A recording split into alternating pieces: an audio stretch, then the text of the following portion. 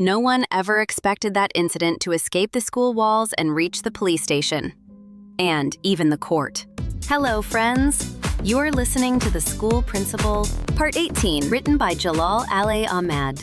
Again, yesterday, a disaster broke out. We had been at ease for the whole month of Farvarden. On the very first day of Ordi Behesht, disgrace and scandal spread along the school wall.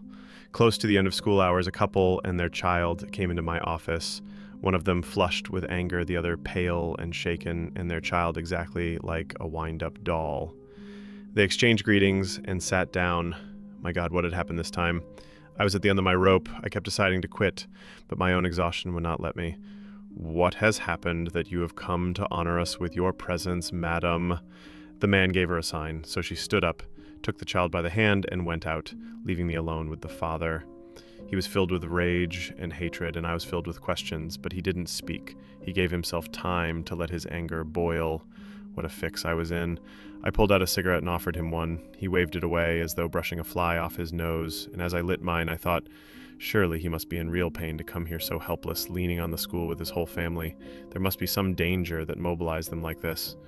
I asked again, thoughtful, "Well then, what is it you'd like to say?" And suddenly he exploded. "If I were the school principal and something like this happened, I would cut my own belly open in shame. Shame on you, man. Go resign. Before the whole neighborhood tears you to pieces, take your ears and run. Parents send their children here to learn and build good character. They don't come here to..." Appalled. "What nonsense is this, sir? What exactly is your point?"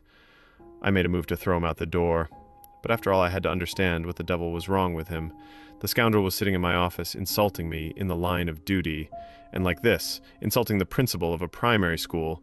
He had forgotten that the fate of at least 1 year of his child's life was in my hands. Men like him, such size and stature, get crushed under a car and no one even tells them to watch their step. Surely this man wouldn't start barking for no reason, but why direct it all at me? Angry. "My honor is gone. The century-old honor of my family is ruined. If I don't shut down your school, I'm no son of my father. What am I supposed to do with this child now? In this school, people's honor is in danger. The police know. The forensic doctor knows. There's already a 50-page case file, and you still ask what my point is? My point is this chair and this position are too much for you. My point is I'll have you prosecuted and stripped of your livelihood."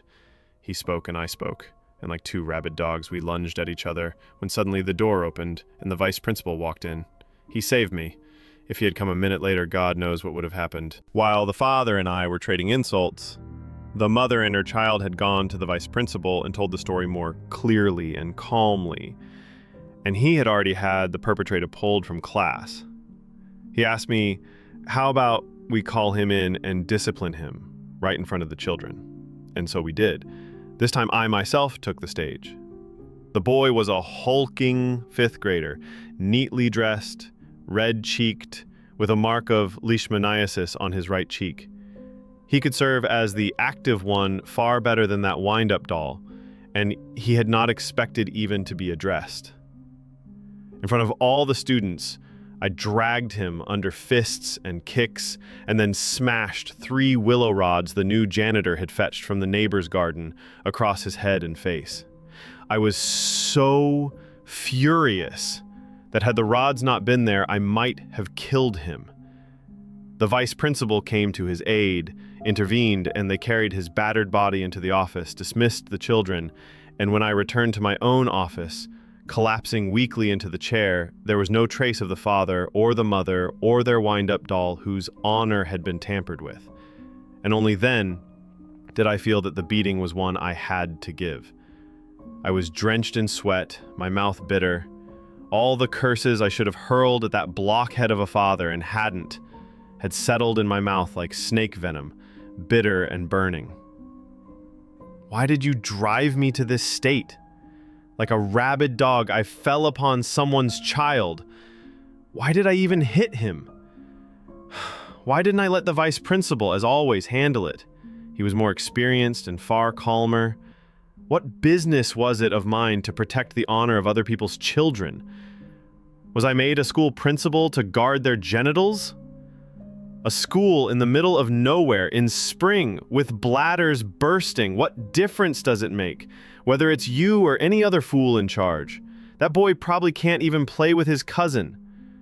In their family, maybe girls are supposed to veil themselves from boys of their own age by the time they're 12. You think with this beating you're curing a great pain, you idiot? Why did you hit him? What's it to you? And what a beating it was. Call it killing, not punishment. What if he really is defective? And suddenly it struck me to go see what state I had left him in. I stood up and called one of the janitors. It turned out they had already sent him home. The janitor brought water, poured it over my hands as I washed my face, and tried to keep me from noticing the trembling of my fingers. And he whispered in my ear that the boy was the son of the bus company manager, that he had been beaten badly, that they had done their best to clean him up, wash the blood from God knows where, and send him home, eager to show off their helpfulness. Fool! As if he was easing my conscience. He didn't know that I had made up my mind first, then gone rabid. And now I was beginning to realize I had beaten someone who deserved it. The pampering and indulgence of years, I had beaten and kicked out of every part of his body. Surely it was the first time he had ever been handled so roughly. Stupid little brat, your piss is foaming. Why don't you go, like everyone else, and relieve yourself with your own hand instead of dragging another child into police reports and forensic doctors, and in the school where I am principal? Surely such things happen elsewhere too, but others don't raise a racket. Not like these foolish parents who beat the drum of their own disgrace, making such a scandal of it. What sense is there in dragging your own child's private parts, your family's so-called honor, into the street so the local police and doctor can examine it? To prove what? To build a case file for what and for whom? To throw the school principal out of work? For that, no need for a morality case.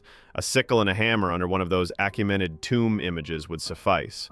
Cursed idiots. With parents like these, no wonder the children turn out spoiled, effeminate, thieving, and lying. These schools ought to be open for the parents first. How much I wished I had thrown that man with his foul mouth under my fists and boot. And with these thoughts, I reached home. When my wife opened the door, her eyes went wide. They always do when she is frightened. To stop her from thinking I had killed someone, I quickly told her what had happened. And she was struck silent. That is, she remained quiet. Cold water, orange blossom sherbet, cigarette after cigarette. Nothing worked. I could not swallow a morsel, and my hands still trembled, as if they had done a month's work in one day. With the fourth cigarette, I began. You know, wife, the boy's father is wealthy. Surely this will go to court and such nonsense. My job as principal, finished. But honestly, I'd like the case to reach court. I've been swallowing bile for a whole year, and I'm exhausted. I want someone to ask, why did you beat another man's child like that? Why corporal punishment? Because even a school principal has things to say that must be heard somewhere. She got up and went to the telephone. She called 2 or 3 of my friends who held positions in the judiciary, and I myself explained the matter to them, asking them to keep an eye on it. The next day, the perpetrator boy did not come to school. The vice principal told me that the story was this. The two had gone together to his house under the pretext of seeing his stamp collection, and the incident had happened there, with shouting, the intervention of both sets of parents, threats, and late-night police. Now, the whole neighborhood knew. He, too, thought it would end up in court. And for a whole week, I went to school morning and afternoon, waiting for a summons from the judiciary, standing at the window like Nebuchadnezzar. But in all that time, there was no news of the perpetrator, the victim, those honor-bound parents, or the bus company manager. As if nothing had happened. The children came and went, hurried to get water, fell down minute by minute, fought instead of playing. The teachers were, as always, a few minutes later, slow to begin. And the vice principal, with his same pomp and bluster like Bismarck, came and went managing affairs. Only I was left, with a world of words and waiting. Until at last, it arrived. A summons with a set date to appear 2 days later in such and such court before such and such investigator. At last, there was someone who would listen to what I had to say. The next part of this story will be uploaded tomorrow. What you will hear in the next episode. When I stepped into the investigator's office, no one expected such an ending, not even me.